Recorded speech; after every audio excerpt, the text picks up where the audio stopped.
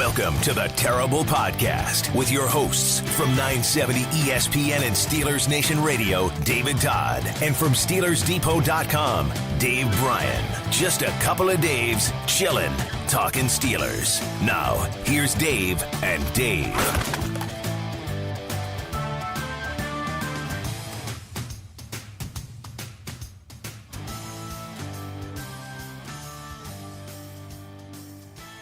Welcome to the Terrible Podcast with Dave and Dave. He's Dave Bryan of SteelersDepot.com, the place to get your latest and greatest Steelers information. And I'm David Todd of ESPN Pittsburgh and the Steelers Radio Network. It's Season 7, Episode 104. And I hope you got a chance to listen to Episode 103 with Dave T. We really didn't think we were going to be able to get him on for the draft. Dave couldn't get hold of him, and finally we were able to sort things out Monday. Unfortunately for me, I didn't get to participate because Mike Tomlin and Kevin Colbert had their pre-draft press conference at the same time. But Alex and Dave did a great job, and tons of people have listened to that. So if you haven't, make sure you circle back and have some fun with that before the draft starts on Thursday night.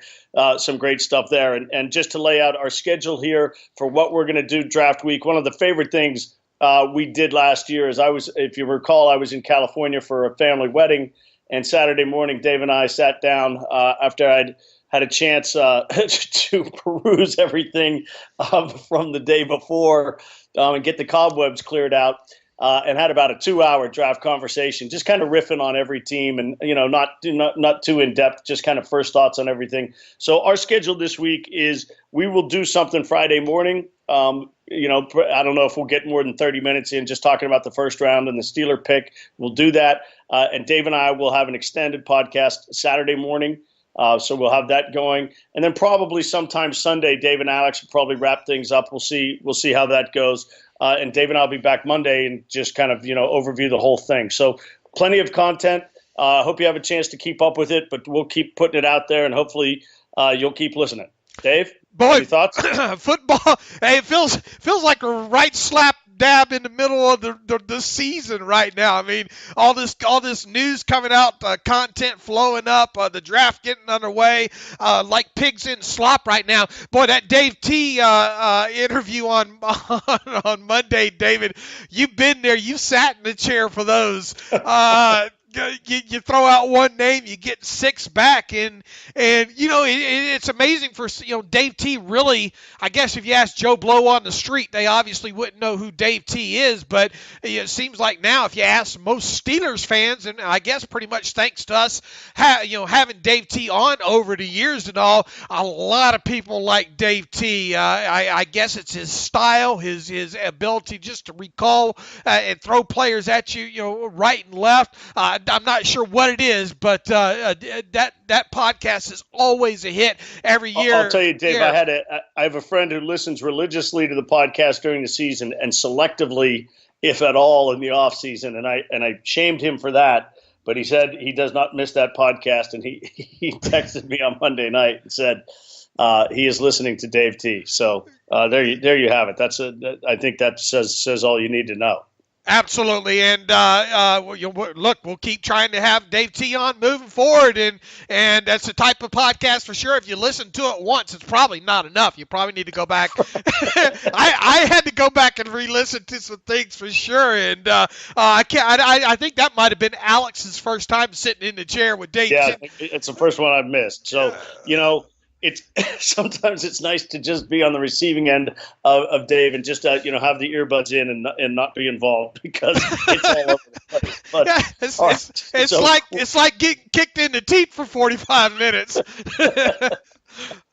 All right, so we got a ton of stuff to get to, but Dave, I just wanted to give you and Alex and the other guys on the site props because as we were talking before we got on the air, look, one of the things is we try to do a great job of covering the draft. And for me, with the radio show, this time of year, I've got to figure out how to allocate my time with the start of baseball season, with playoff hockey, and everything else that's going on. And I just don't have the 100 hours to sit and watch tape or the 1,000 hours, as the case may be. You got 200 guys to look at. If you want to watch a couple games, it's you think about if you spent 3 hours on a guy. Some people spend a lot more than that.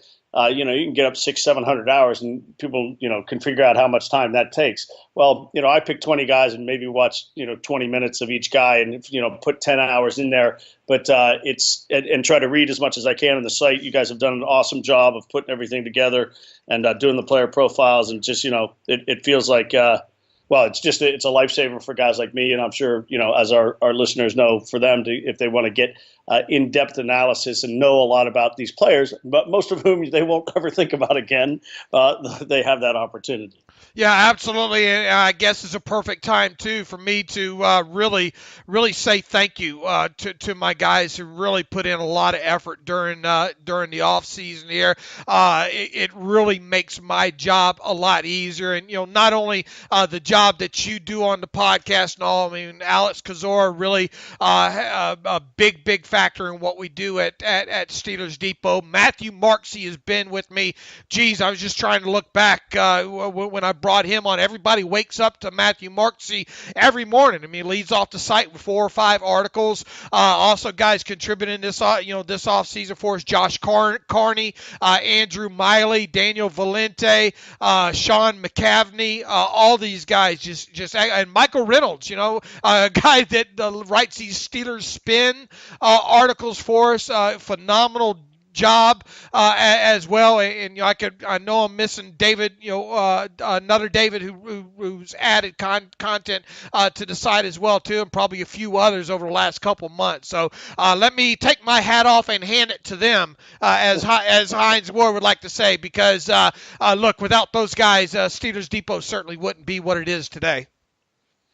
Okay, let's get to it, Dave, and let's start maybe in terms of significance. And we sat down to you were talking to Dave T. I was listening to Kevin and Mike, and the very first question I asked them was about Martavis Bryant, and Kevin just said, until we know more, until he's here, he's not here, and we'll go forward with that thought. Unfortunately, I think for Steeler fans and for Martavis Bryant, obviously, the team, the Steelers got the news yesterday, and Martavis got the news that he's been reinstated by the league.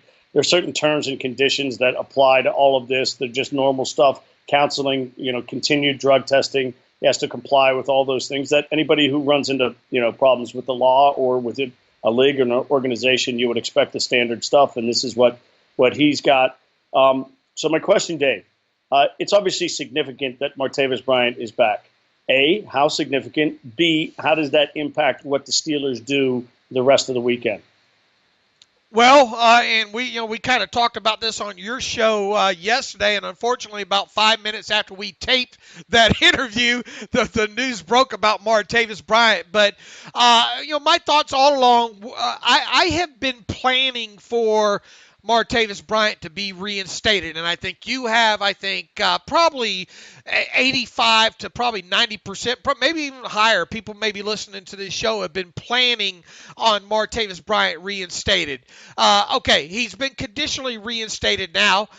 Barring him slipping up and doing any, not following the rules, he's going to be reinstated by the start of the 2017, or fully reinstated by the start of the 2017 regular season. So, with that said, here's the thing, and I think Kevin Colbert has kind of laid it out perfectly, along with Art Rooney II all offseason, is, okay, you think you're going to get him back, but can he keep himself out of trouble? I mean, it's a very big unknown. It's easy for us to say, well, surely Martavis Bryant has learned his lesson by now, but players, look, it's hard for Josh Gordon. Josh, you just got to look down the street at Josh Gordon. Right, exactly. And I think it's also, one of the things, Dave, not to jump in here, I don't, we have come to the point societally where we kind of almost just dismiss marijuana as, no big deal.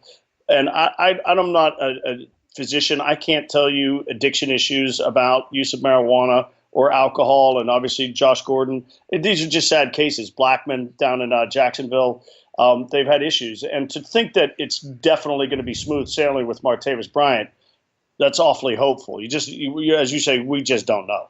Right, and because of that, I think you have to. I don't think you can have long-term plans. And okay, let me take you down a wormhole here real quick, David. what happens? What happens if Martavis Bryant stays clean for the next 2 years? And he puts up 1,600 yards and 12 touchdowns a year. I don't know. That is going to be the $50 million question, and I don't have an answer. Okay, what if it is unbelievable numbers like that? I think you have to go. I don't know. I don't know what is voidable, what kind of language you can put in a contract that's voidable.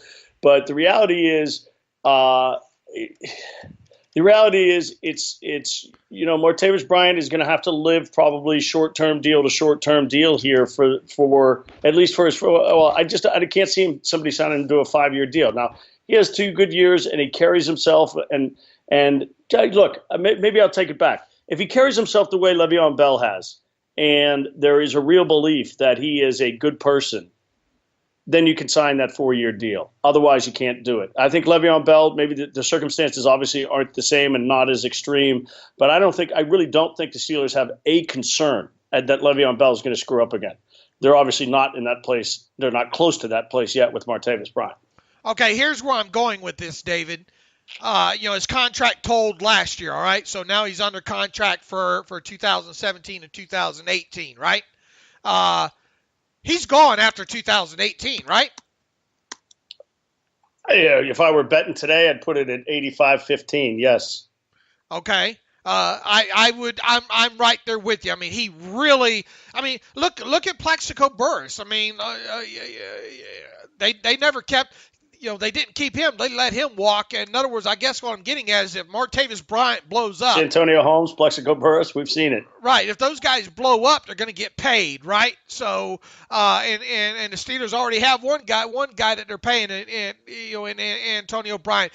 What I took you down this rabbit hole now, or wormhole. Now I'm going to bring you back up for air.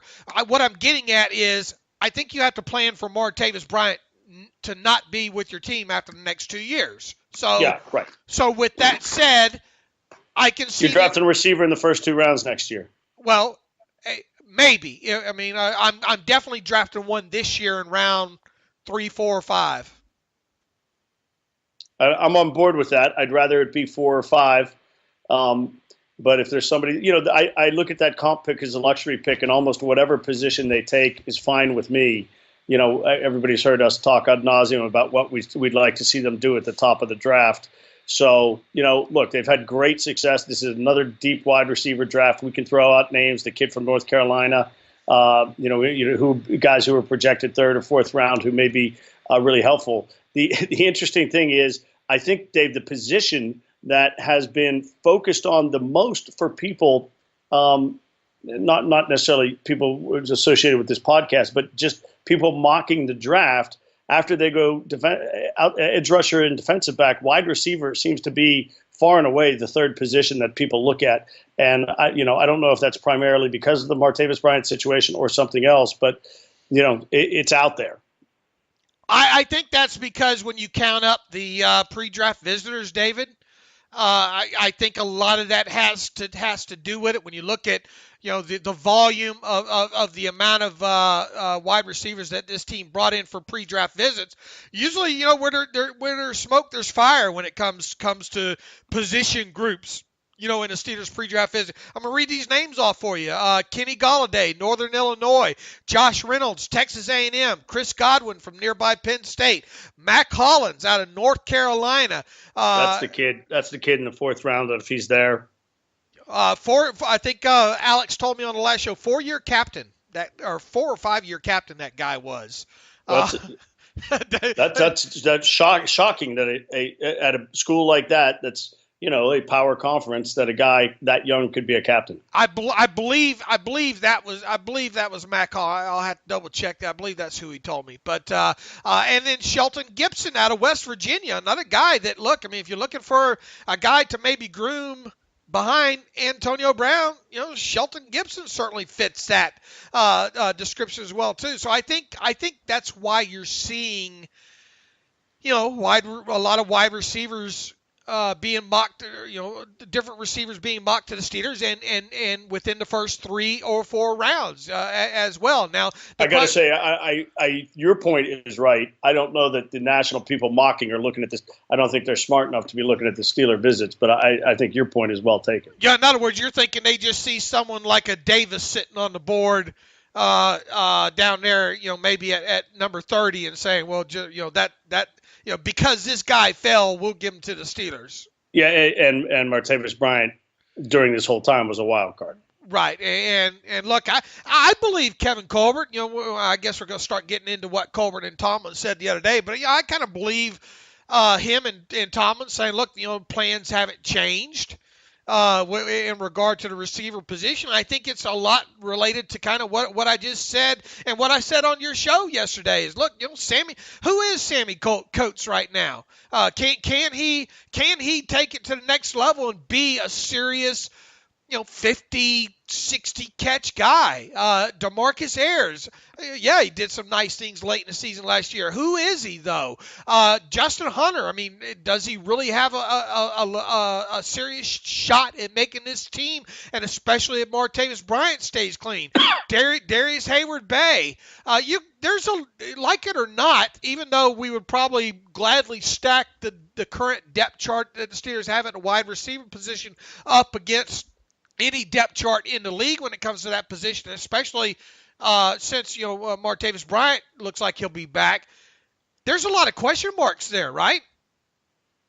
Sure. And we've talked a lot about it. There's not if Bryant's not there, it's a bunch of guys. Really, that's all it is. It's Antonio Brown and a bunch of guys. So, it makes sense to find a guy. And the conversation that we had last year at the start of the season, or that we had in March before Bryant was suspended, and then we had in July, and then we had at the end of the year about the receiver position, it's changed more than just about any other position. I mean, we keep talking about edge rushers, we keep talking about the defensive backfield, but the thing that has been, it has been in flux. Eli Rogers was an unknown. Well, he had a pretty good season.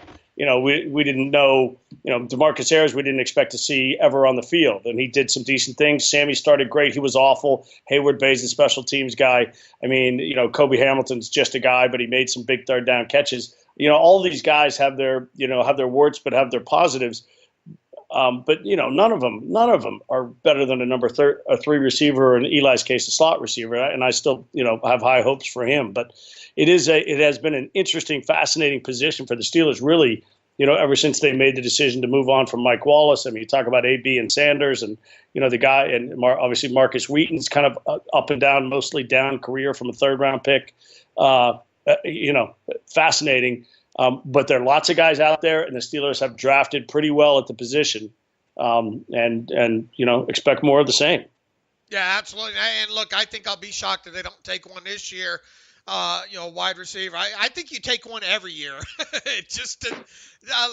look, if there's one position the Steelers have had success at scouting and getting, kind of 3rd round on and later, and being able to develop as a wide receiver position. So keep them coming, and maybe one that you get this year will prevent you from maybe drafting one early next year as well too. So I'm all for it this year. Okay, so let's Mike and Kevin, in terms of other things that they discussed.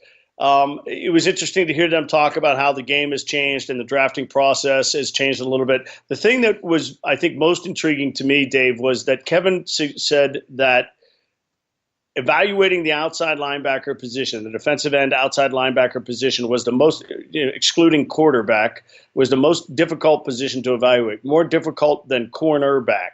I'm not disagreeing or anything more than saying it was interesting to hear them say that. I hadn't thought a lot about it. I don't think that's the general consensus of people who evaluate college talent. I don't think they would pick that as I think they would tell you corner is more difficult than edge rusher.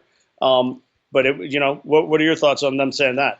I'm on board with it, David, to be honest with you, because you see a lot of these defensive ends that spend their time with their hand in the dirt. And their athletic numbers, their combine numbers might tell you one thing, but when it comes to actually getting on the field and being able to do some of the same things from a pass rushing standpoint, on your feet as opposed to with your hand in the dirt, it's a different animal. I think it really is. I mean, look at a guy like Jordan Willis, who several of us don't understand why the Steelers appear to have really snubbed him during the pre-draft process outside of, after the Senior Bowl and after the Combine.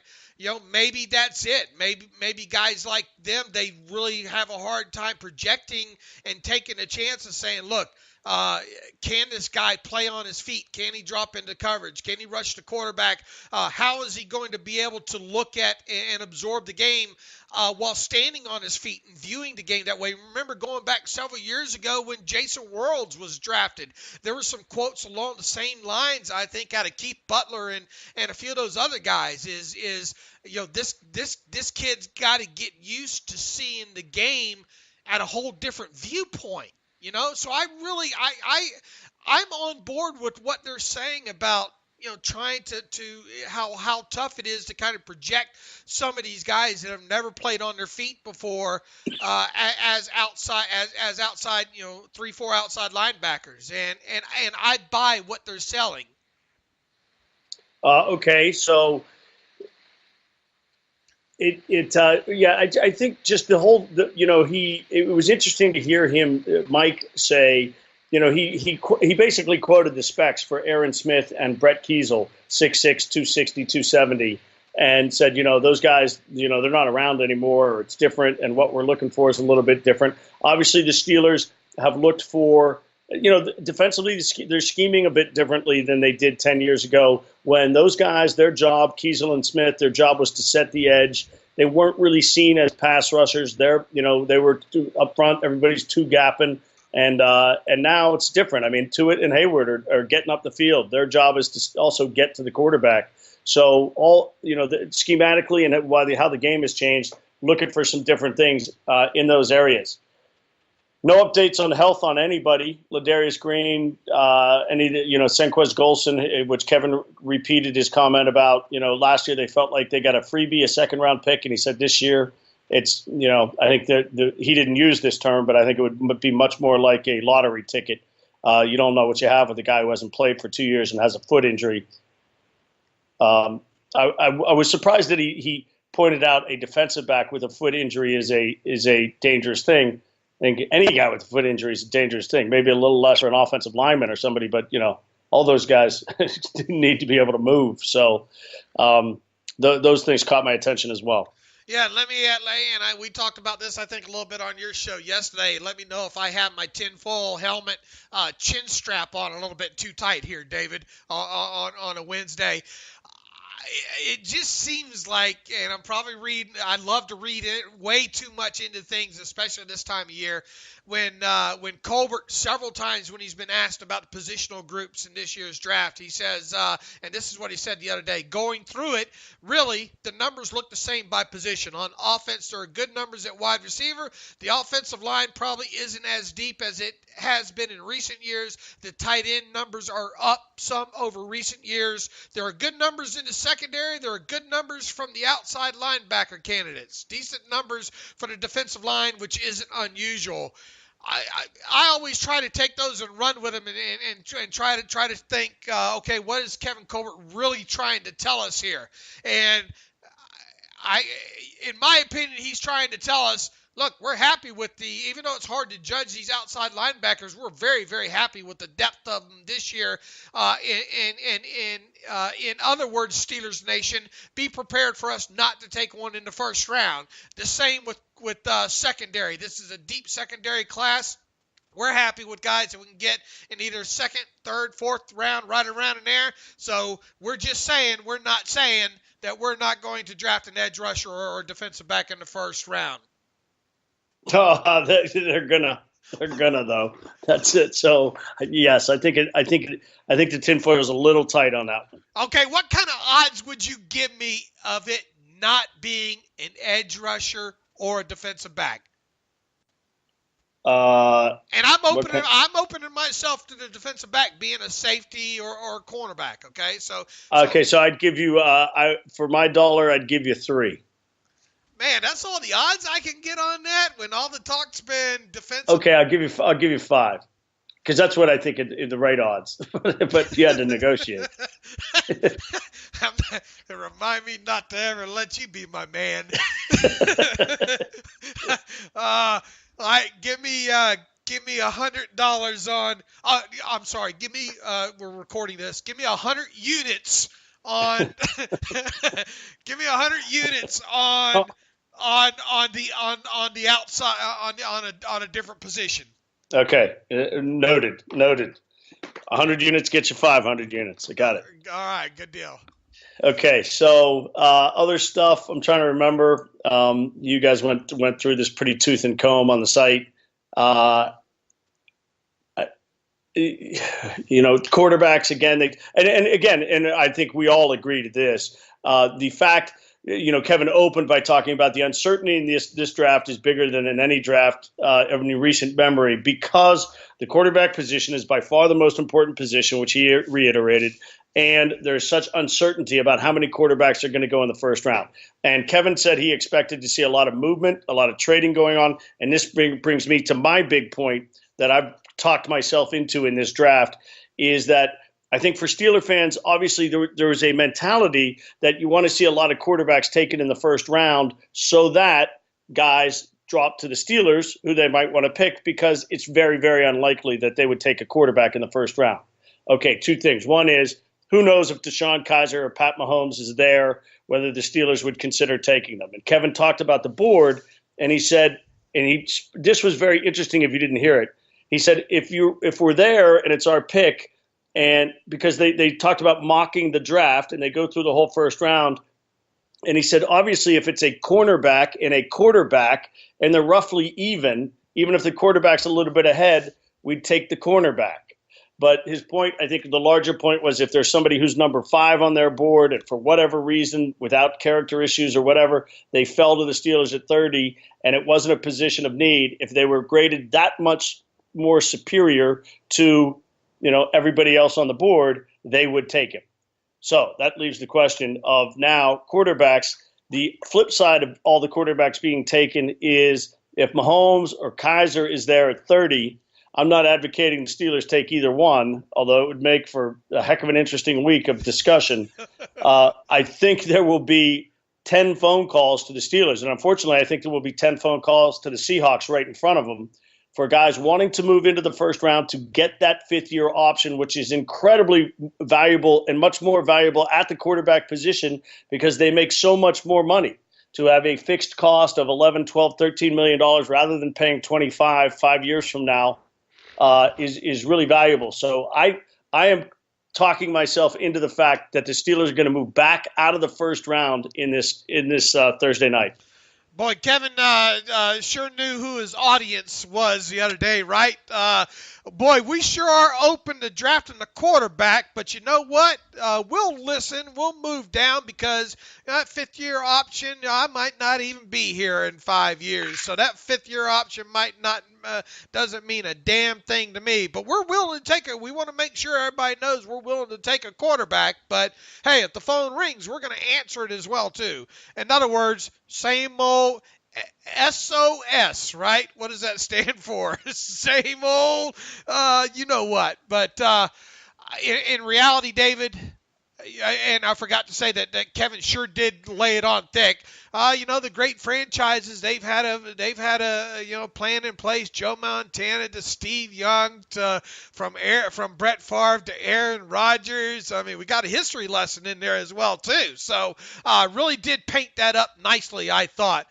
I think in the end all, look, I'm not expecting them to draft a quarterback in the first round. I don't think you are either. I don't care if Mahomes is there or not. Okay, maybe Mahomes. But I'm not buying this crap about Deshaun Kaiser or nobody else. So, yeah, if you're sitting there at 30 and there's 4 or 5 guys on the board there that really you had circled all along, that you could get one of those 4 or 5, and a team wants to come up out of the second round from early in the second round, and then you pick up not only, their second round pick, but who knows, another second or third, however the draft trade chart tells you that it should shake out, then you're damn right I'm going to move down.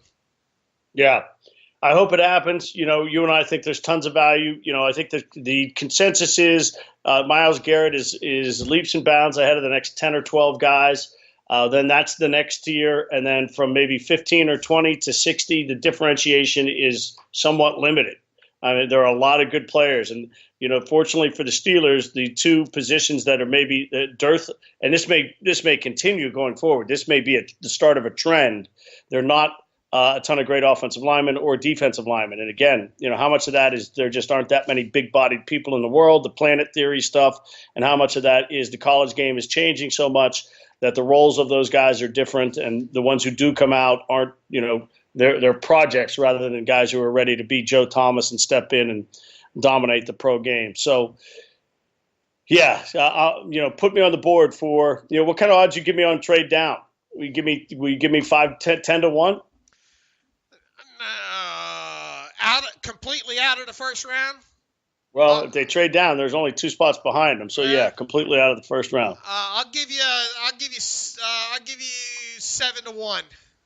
All right, sign me up. Sign me up for 100 units at 7 to 1. Are you trying to cancel out that bet of mine? I'm trying to win. I'm going to win both sides. You're trying to cover, huh?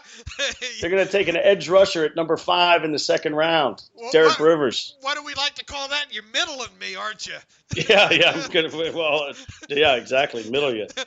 Okay, anything else out of that's worth talking about? Damn you to hell. We haven't talked about Ryan Shazier. Not a huge shock. His 5th-year option got picked up, but okay. Now, you asked me this question a lot at the beginning of the year, and I was emphatic that this was going to be. And look, I know you're in favor of it and everything, but are you surprised? Are you more surprised that he was healthy all year, or are you surprised at the level that he played at, or neither? I think he had to prove a lot of things last year. I think he needed to show he could stay healthy for a stretch, and I think he needed to show that when he was on the field, he could play more consistent and be the guy that we've seen the flashes are. And I thought, and look, I mean, like it or not, David, he still missed some early games last year. Now he did close things out with playing 10. He played in 10 straight regular season games and all 3 playoff contests after missing 3 games early in the season with a knee injury. Now, let me ask you, 3 games into the 2016 season, he had missed a lot of games, right? What was it, roughly half of the games that he was eligible for, he missed. So there had to be some concern there. And the question, it was warranted me asking the question, would you give him the 5th-year option? I think. And now look, he stayed healthy. If he can continue to stay healthy, then obviously, look, by giving him this 5th-year option now, it's guaranteed for injury only between now and the start of the new league year next March. Okay, so it's only guaranteed from injury only. Of course, that's an injury, career-ending, type injury there. $8.718 million is the 5th-year option in 2018. So let's say Shazier just goes the other direction this year. You can always you can always yank that thing, I in so many words, and it's, bless you, and you still, even though they picking up this 5th-year option on him, they're not locked in. He's going to be a Steeler. He's going to look, unless something unforeseen happens. Right, and that's where I'm going with this. It's a precursor. Normally, these 5th-year options are precursors to long-term contracts being inked prior to the option year taking place. So, in other words, 1 year from now on this podcast, we're going to be talking about, when do we think Ryan Shazier's new deal is going to come? And I hope we are. I think the only way around that at this point is now, serious injury or something happened with him where, his play just really deteriorates. But, fifth-year option, they did that, picked it up in plenty amount of time because that was due first week or two of May.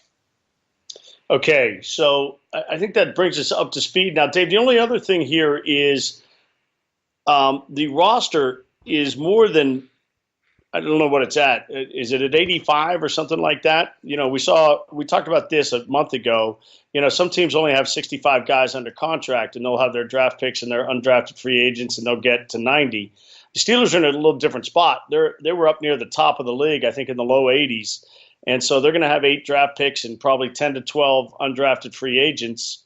So they're going to have to cut guys. I would think there'll be some waiver wire transactions here for the Steelers in the next 72 hours, right? Yeah, you got 81 guys under contract right now, according to the NFLPA. So you have an off-season limit of 9.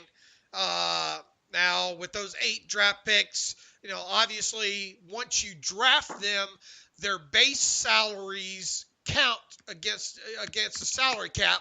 But however, those numbers shouldn't be enough to affect the overall salary cap number. Now, once you start signing them, that's when the bonuses of course start counting all. So yeah, there's bound to be probably a couple guys looking for work here fairly soon.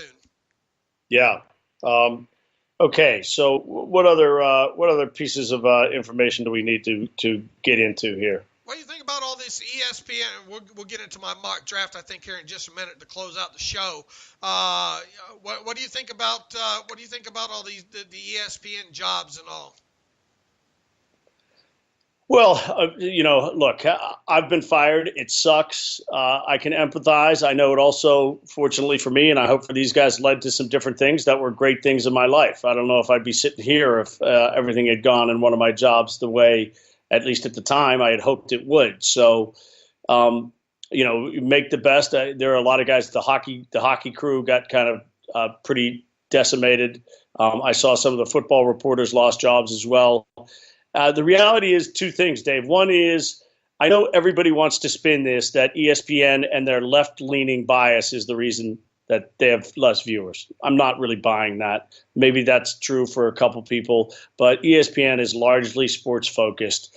There may be a couple things that are in there, but I hardly notice them, and I'm paying attention.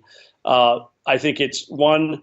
A lot of millennials, a lot of younger people, not just millennials, but a lot of people are unplugging from cable because of the cost and because they can consume things in so many other ways, including Twitter. And 2 is their job of journalist and reporter has changed dramatically.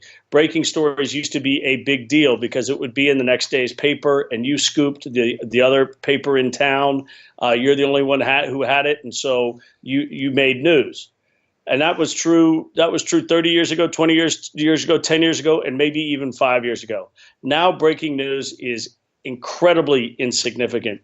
The only people who care are other media people because we all hear it instantaneously on Twitter, on the ticker, on the television. When business isn't good, when there are other opportunities, you got to make hard decisions to streamline your business. And I'm sad to see any group of people lose their job.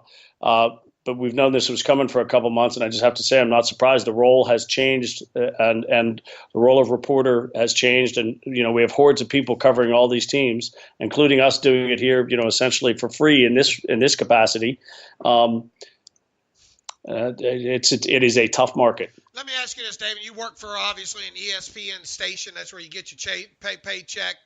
Right. But I do, just so people know, I don't work for ESPN. I work for iHeartMedia. So we are a branded station, but I don't work for ESPN. Okay, but it is branded and you're associated with it.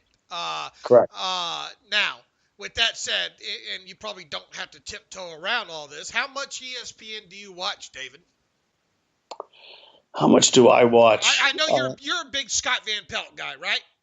Yeah, although that time frame doesn't work for me at midnight. What I watch is the primary thing I watch is I'll catch a little Mike and Mike in the morning to see if I missed any national news stories, or they do have some good football guests. I love I love when John Gruden's on. I love when I'm drawing a blank on the kid from Louis Riddick is on. They're guys that particularly during football season, I'll watch some more of that. And then I watch a bit of Russillo and Cannell, and I used to watch SVP and Cannell religiously because I am a big Scott Pelt fan, but I don't watch much else other than games. Right. In other words, if a game's on, you're watching. But outside of that, I'll be honest with you. With me, David, if a game's not on, or if it's not like a special like a John Gruden quarterback camp or something seriously football related, I don't watch. I mean, look, I can tell you stories back when I was a kid. You never miss Sports Center, right? Never miss it. You never miss Dan Patrick and Keith Olbermann and those guys and Sunday Countdown, those kind of things. I could give two craps about it now, to be honest with you. So no, because we can get the information so many other ways. So I don't think it's as much that the content sucks, although I don't know it'll ever be as funny as Patrick and Olbermann, as you pointed out. I just think it's the nature of consuming information is now completely different. Right. In fact, it's better off to be someone like me that can regurgitate the information quicker than anybody else, right? Yeah, right. I mean, I don't have to be first. I just have to be sometimes maybe the first to the web. Right. Exactly. Who cares who told the story? I'm getting it so that people can consume it. Right. I mean, if you go on, or whoever goes on Twitter and says so-and-so tore an ACL, I can probably have that up on my website as quick as almost any media outlet out there. So, who's the big winner there? And I'm saying that I'm being forthright there. A lot of, look, we do a lot of analysis at Steelers Depot, but we're not afraid to admit either that we regurgitate, or however you want to say,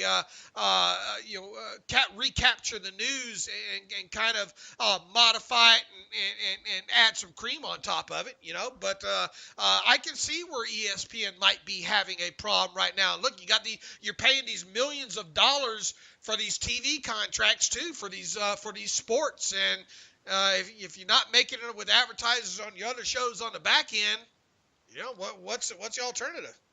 Yeah. So there's our media hour. I think it was worth. People are going to probably say don't ever talk about that crap again, but I think it was worth addressing. Let me tell you something else. I think that's worth addressing. Where are you right now, David, on Garyon Conley from Ohio State and Jabril Peppers from Michigan?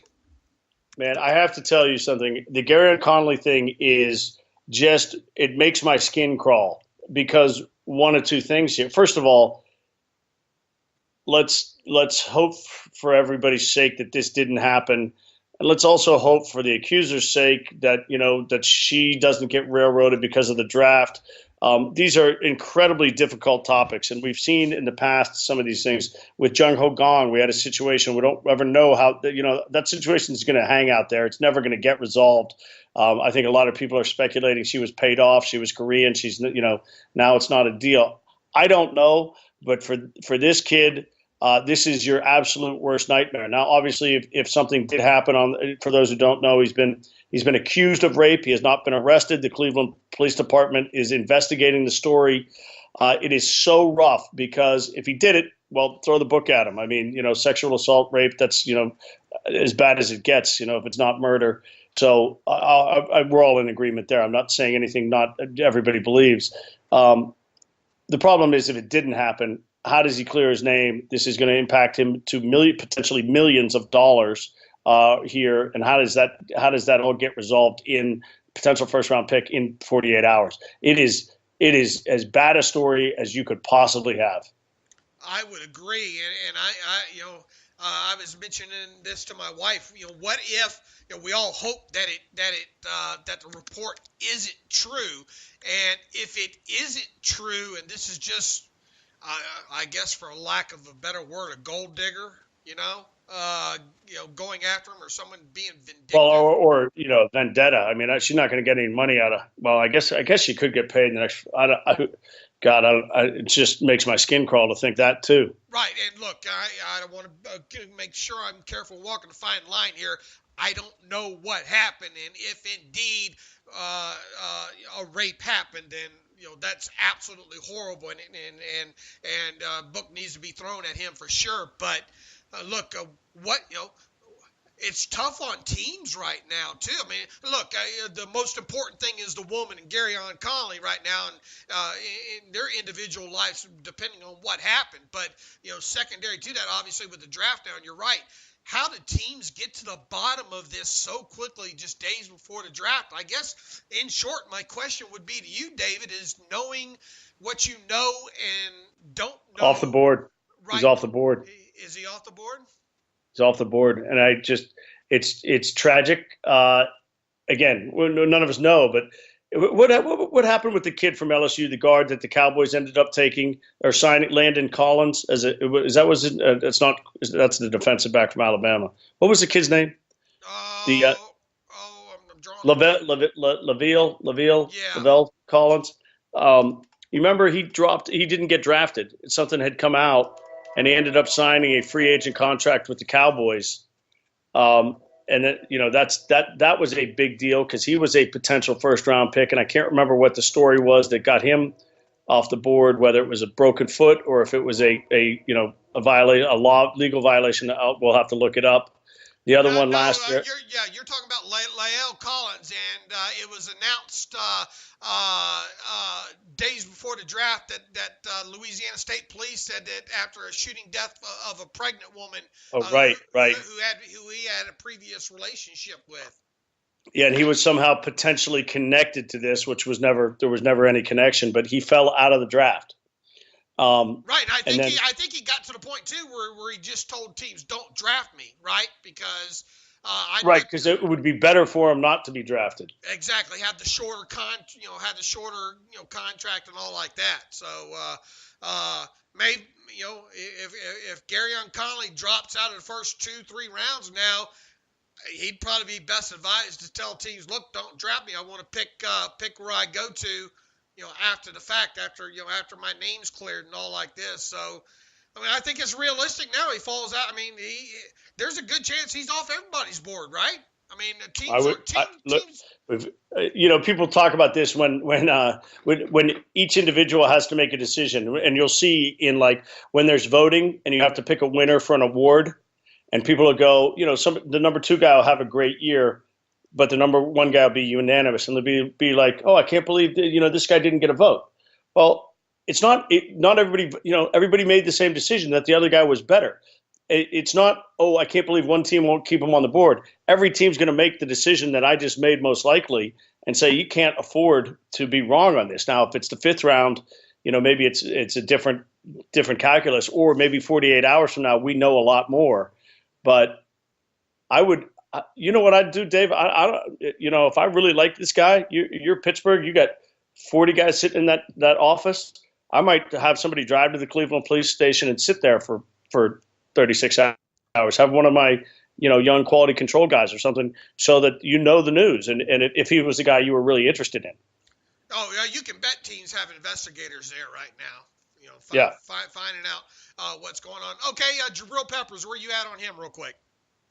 I mean, I've never had a strong feeling about Peppers being a guy for the Steelers. This stuff with both he and the other kid from Alabama, Foster. Reuben Foster.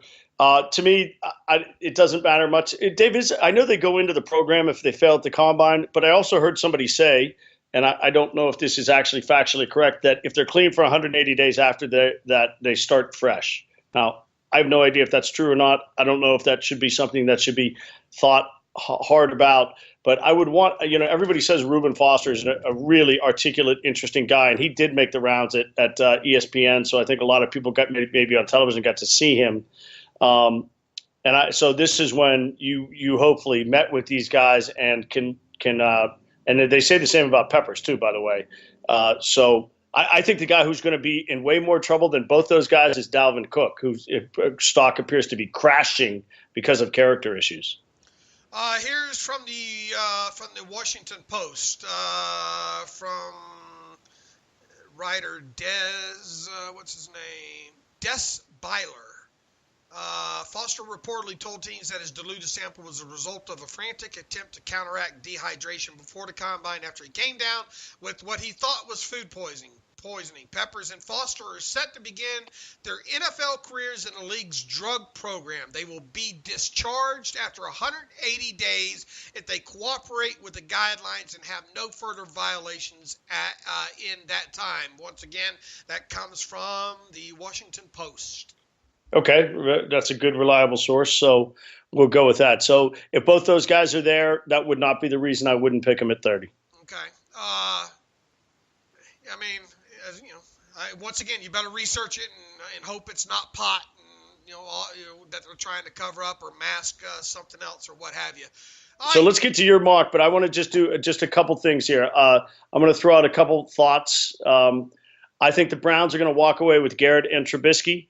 I think they're going to trade up in the first round and get him. The name that nobody has talked about in the last 4 or 5 days is Jimmy Garoppolo. So it would seem like he's going to stay in New England. Really, it's been crickets on him. I also think that we are going to see a shocking number of quarterbacks go in the first round, meaning 4, and a huge wild card on the possibility that Davis Webb goes at the end of the first round. I would go with, wow. Boy, Kevin Colbert sure is unsure about these quarterbacks, right? Being the wild card here. I'll go with 4 quarterbacks. I mean, look, teams are going to scramble and panic. I think somebody's going to go get one that probably don't need to go get one. So, yeah, I'll go with the 4 there. I think the Browns would be absolutely silly not to take Garrett overall. Wow. I'm trying to think. I was asked earlier, which guy do I think will pull an Andrew Billings this year? In other words, a guy that several of us think will go in the first round that falls, 2 or 3 rounds. You care to take a stab at that? I mean, what was the question? What falls 2 or 3 rounds? What guy is currently? Lawson is the guy that seems to be. I'm not quite sure why.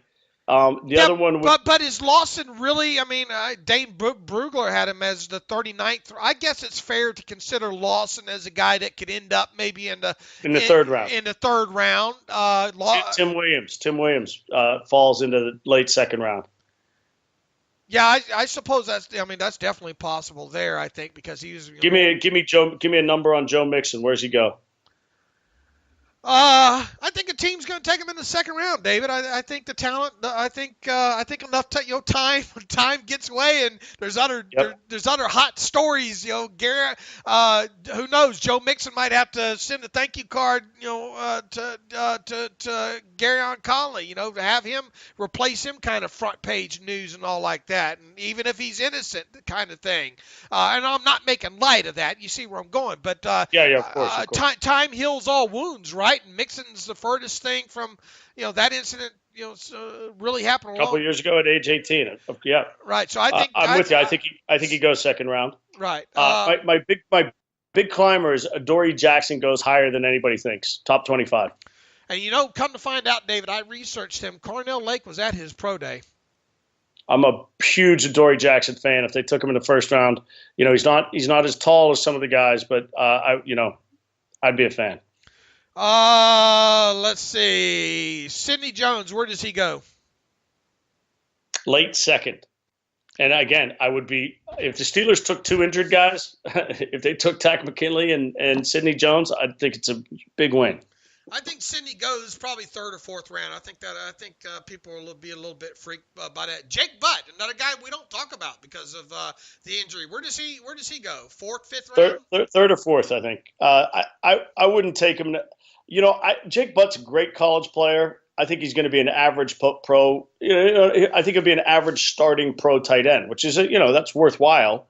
But I don't know that I'd pick him before the 4th round.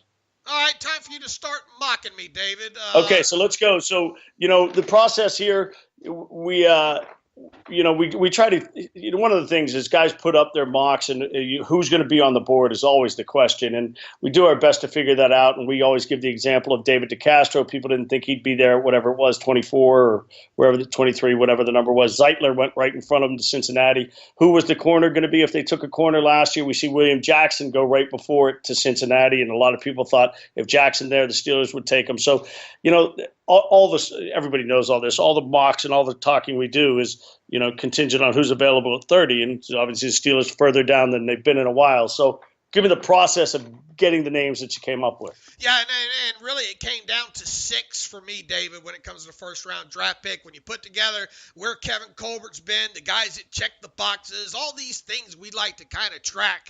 And thankfully, we've had Kevin Colbert around a long time that we've got a large selection of things to say, okay, this box is checked, character, blah, blah, blah, pro day. Anyway, I narrowed it down to 6 names. I have Takaris McKinley, I have T.J. Watt, I have Jabril Peppers, I have Marlon Humphrey, I have Tre'Davious White, and I have the guy that I ultimately went with, David, Jared Davis, inside linebacker out of Florida. And let me tell you why I went that way.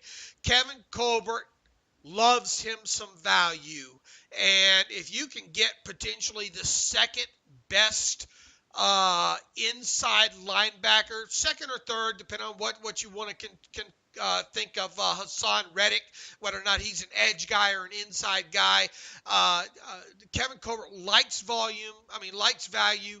Jared Davis would be that at 30th overall. He's got, you look at the spark score with him, the measurables. This is a kid that did not go at the combine because of an ankle injury. He missed a lot of late last season because of an ankle injury as well, too. And that's probably got his draft stock down. At his pro day where Kevin Colbert was, Jerry Olsofsky was, Davis blew it out of the park, and he kind of needed to show everybody that ankle was good and ready to go. You combine all that with me putting my tinfoil hat back on and saying the Steelers lost Lawrence Timmons during free agency. They made a run at Dante Hightower, and then after they missed out on Dante Hightower, they come back and say, oh, we're fine with Vince Williams, though. I'm not buying any of that. I think there's a need alongside Ryan Shazier, and I think if Jared Davis is on the board at 30th overall, it'd be mighty hard for Kevin Colbert to bypass that. Very interesting thought. And, we went through the guys. Is there a guy on the board that wasn't on your list because you're absolutely sure he'll be gone, that you would take ahead of Davis? Man, I'm not talking about obviously Myles Garrett, but is there somebody up there? I think David Njoku would be tough to pass up. David, really? Would you consider Christian McCaffrey? Yeah, I would, but I would too. He's going to be gone, but we talked several times. Why are people so confused about McCaffrey? But right. That would be tough to bypass. Geez. Would any of the receivers be any of the three? Ross, Williams, or the kid from Central Michigan? What's his name? Corey Davis. Man, I'd like to trade out of that pick if somebody was willing to come up and come get it. Then, to be honest, I agree. All three of those guys are going to be good players. I don't think those guys are necessarily, any of those guys are going to be Pro Bowl players. I like Ross what Ross can do if he can stay healthy. And look, Mike Williams is kind of a beastly guy, as is Corey Davis. But I guess Corey Davis would be the one that you say, man, is this a guy that can put up a 100-catch season year in, year out? Maybe he's the guy. But I like, don't get me wrong, I like all three of those wide receivers we named. I just, when it comes to the Steelers, I'd much rather sell that pick. So, but I think when it comes down to it, I think I'll be surprised if the pick's not Davis, McKinley, Watt, Jabril Peppers, Humphrey, or Tre'Davious White. To me, those guys really fit what the Steelers kind of look for, and they check a lot of boxes. Round 2, Derek Rivers. I mean, it's not hard to connect those dots, right, David? They paid him a lot of attention during the pre-draft process. They need an outside linebacker. Rivers had a tremendous spark score. I think he showed at the All-Star game that the small school concerns should be lowered. I think he will be on the board in the second round come time the Steelers pick. It makes all the sense in the world for Derek Rivers or Carl Lawson, for that matter, to be honest with you. Carl Lawson's on the board there because of his SEC background, because of the way he was able to get after the quarterback when healthy. I think Carl Lawson is a very legitimate option there if the Steelers need an edge rusher in round 2. I think the things that have caused Lawson to, in my opinion, potentially fall out of the first round is those shorter arms, his play against the run, the injury kind of history there, the hip and the knee at Auburn. I think all of that's probably enough to force him into the second round. So I have them going. Jared, I would jump off the table if they got him in the second round. I would even consider him in the first round, Dave. Who, Carl Lawson or Rivers? No, Rivers. Sorry, Rivers. Yeah, look, I wouldn't hate him for it. I just think there's enough there, enough unknown about him. Look, I mean, I think he needs to put on a little bit of weight. Almost 6'4", 248 pounds. I think he could use a little bulk, obviously some core strength. I think he's a guy that can come in and help your team situationally, as a pass rusher, at least initially as well too. So no, I wouldn't hate him if they took Rivers in the first round. I wouldn't hate him. Bless you. I wouldn't hate him if they took T.J. Watt in the first round either. Right. That kind. You know me, David. 7 edge rushers and the kid from Iowa. Right. Kittle. The kid from us. Sign me up. Round 3, David. I don't know if you saw the story, the study Alex Kozora did several weeks ago about things the Steelers look for when it comes to cornerbacks, and it's a metrics measurable type thing. Well, in so many words, Alex narrowed it down to 2 guys. 2 cornerbacks that really fit what the Steelers look for. One of them is Shaquille Griffin out of Central Florida. The other is Jalen Myrick, a real shorter kid out of Minnesota. Well, who visited, torched the 428 whatever. Right. I'll be damned. Myrick came in for a visit.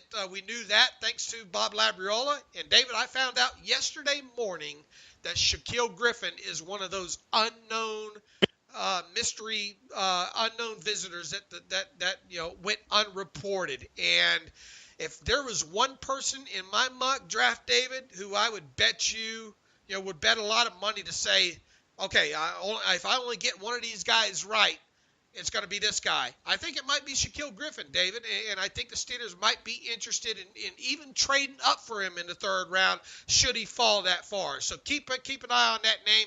This guy played both safety spots early on in college. He played both corner positions. He played in the slot as well, too. A phenomenal character. You go read his backstory. Round 3. Here's where the tomatoes come out at me. Joshua Dobbs.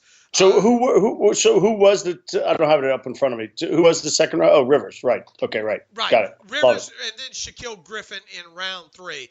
The compensatory pick in round 3, Joshua Dobbs. I don't know where his value is right now, David. Is he a round 5 guy? Because of this run on quarterbacks, or is he going to go in round 3? Some people trying to push him into round 2. I don't know where he ultimately falls, but I think if I had my choice between Dobbs and Brad Kaya, the 2 quarterbacks that the Steelers seem to pay the most interest to, I'd like to see Dobbs. So that's I think it could be Dobbs or Kaya there. I chose Dobbs. I'd like to see. I think it'd be worth watching them play during the preseason. Round 4. Go back to another study that Alex Kozora did when it comes to wide receivers. The Steelers tend to be drawn to when it comes to metrics. And really, I think there were 2 main ones there. Kenny Golladay out of Northern Illinois, and the other kid, I'm drawing a blank, out of Texas A&M that came in, Josh Reynolds. As it winds up, both those guys came in for visits. Dave T told us the other day that the Steelers sure have been active checking out Kenny Golladay. So he kind of twisted my arm, and I put the 6'4", 218-pound wide receiver as the Steelers' fourth round selection. And to kind of quickly wrap this up, James Conner in round 5. I want the kid from Carolina out there in that fourth round pick. And he was an option of mine, Mac Hollins. Here's who I considered in that round: George Kittle, Josh Reynolds, Mac Hollins, Brian Allen, and tight end Jordan Leggett out of Clemson there. Moving on to round 5. I can't get past my love for James Conner, David. How can you not root for this kid? And being as the Steelers really didn't bring in any other running backs, hey, why not James Conner in the 5th round? I admit that pick could go several different directions. Dante Foreman, another big back out of Texas, is a guy that could interest the Steelers late as well too. I rounded out my mock draft with a few names people should be familiar with. Jnc Jones, a guy that can he play on the edge? Can he play inside linebacker? Kid out of Jackson State. Who knows? Jnc Jones might go undrafted, but Steelers sure seem to have interest in him. 6'1", 245 pounds, 334 total tackles that included 21 sacks at Jackson State. Wouldn't be a bad 6th-round choice. And then in round 7, a safety the Steelers brought in for a pre-draft visit, Monte Nicholson out of Michigan State, who's currently overcoming shoulder surgery that he had repair a torn labrum on his left shoulder after the combine. This is a guy that I think has upside, would be a great 7th-round selection. You might not have him until training camp type of guy, a guy that you stash on the practice squad, a guy that can help you on special teams. So that's my mock draft there. I like it. I like a lot of that.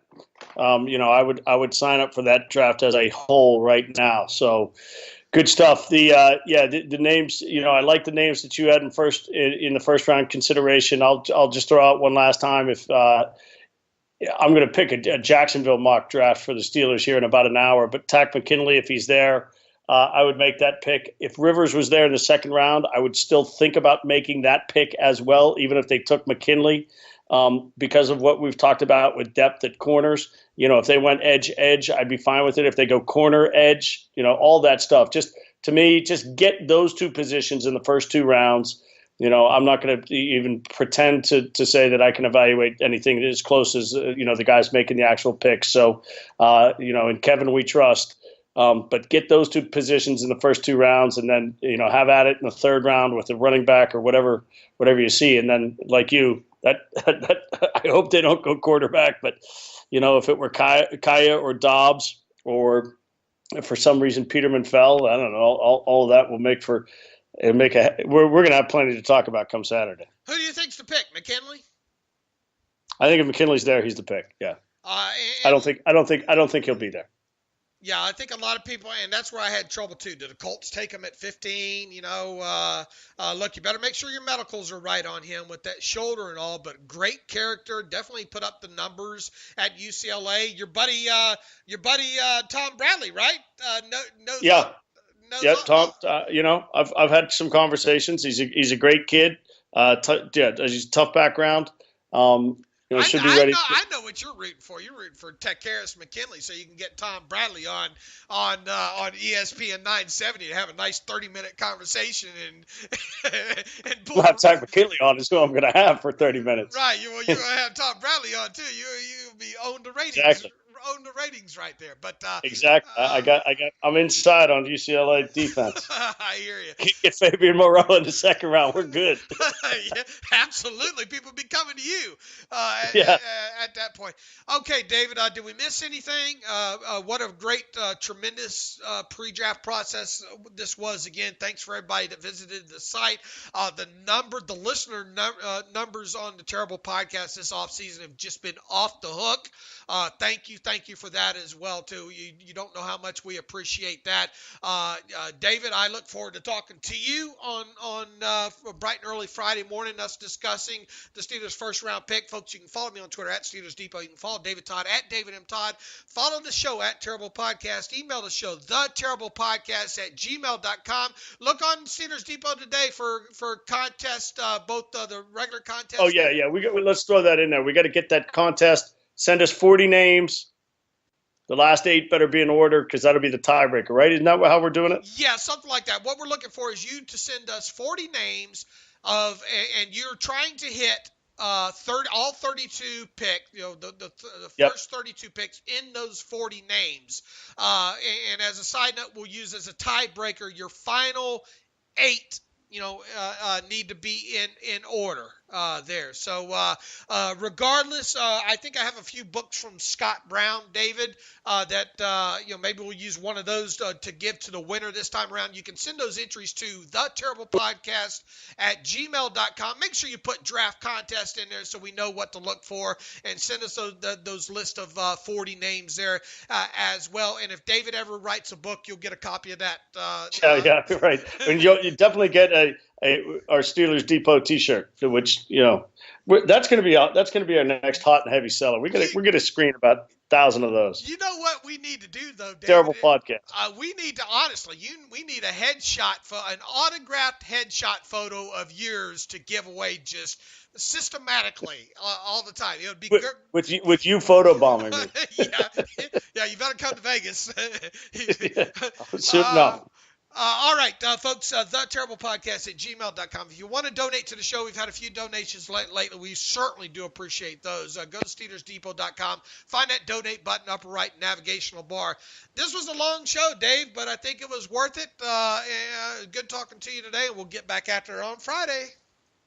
We will, and I'll enjoy Thursday night. Remember, I'll be on air starting at 10 o'clock. You can listen through the iHeartRadio app.